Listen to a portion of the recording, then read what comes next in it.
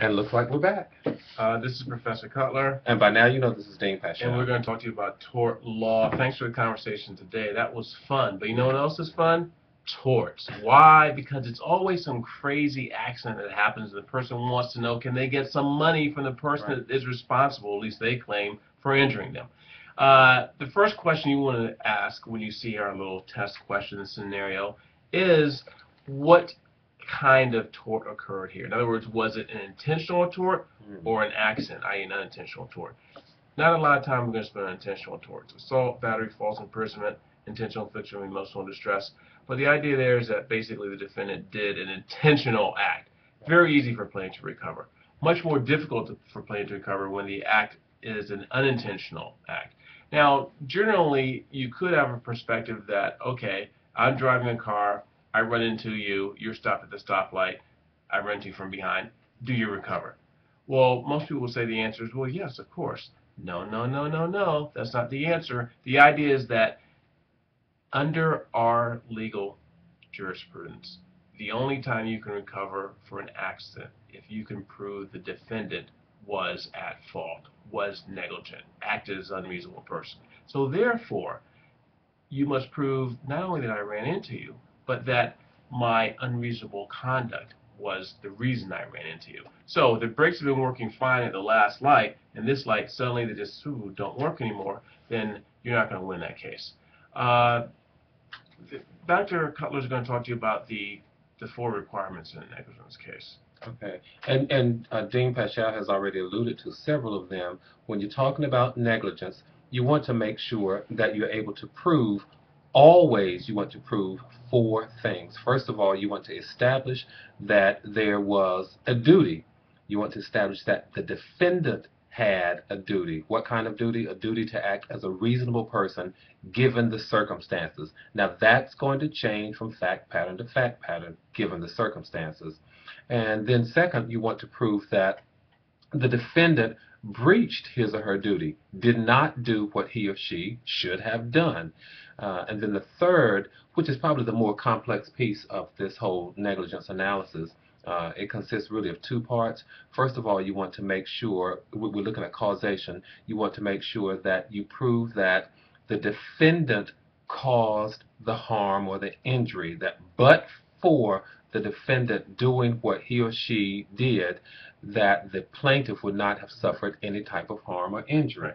And then the second part of that causation piece is the most important piece in any negligence analysis, and that's what we call proximate causation. It means we're looking at proximity or nearness. It means that you have to establish that the plaintiff was what we call a foreseeable plaintiff.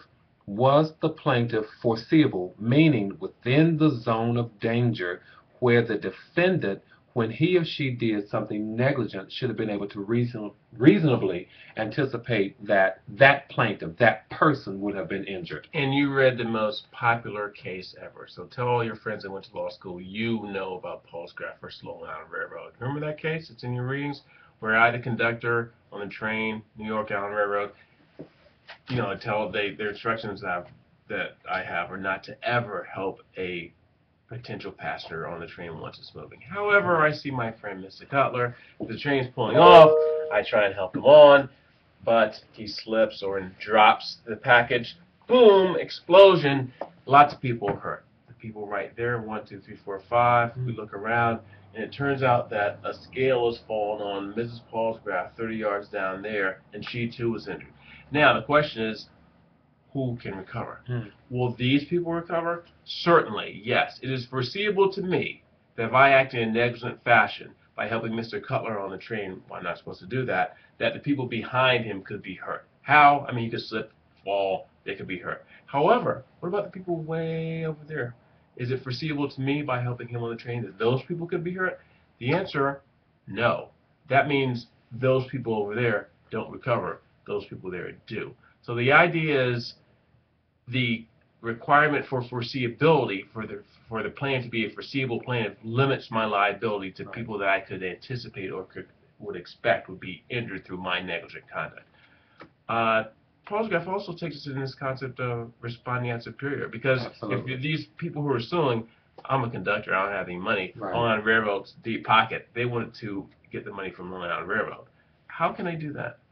Well, they can do it by, first of all, establishing that the employee is negligent while acting within the scope of employment. So you have to make sure that you establish the employee's negligence first. Yeah. Always you have to establish the employee's negligence. And the key is making sure that you argue and prove that the employee is negligent within the scope of employment. And you want to talk about what that means? Yeah, scope of employment basically means that you are doing something to benefit the company still. It's not just one criteria, but that's the major one. But here's a trick. If my act was a negligent act, most likely I'm still acting within the scope of employment. If my act was intentional, in other words, I saw Mr. Cutler coming and I didn't like him, so I punched him. Right. Would Long Island Railroad be liable? No, that's an intentional tort, not within the scope of my employment. So that's a tricky line sometimes, but you can always sort of lean. If it's a negligent act I committed, my employer would probably be liable through constitutive respondent superior. Intentional torts, no. We're going to take a little break right now, Sure. but we'll be right back with the second video about torts. Okay.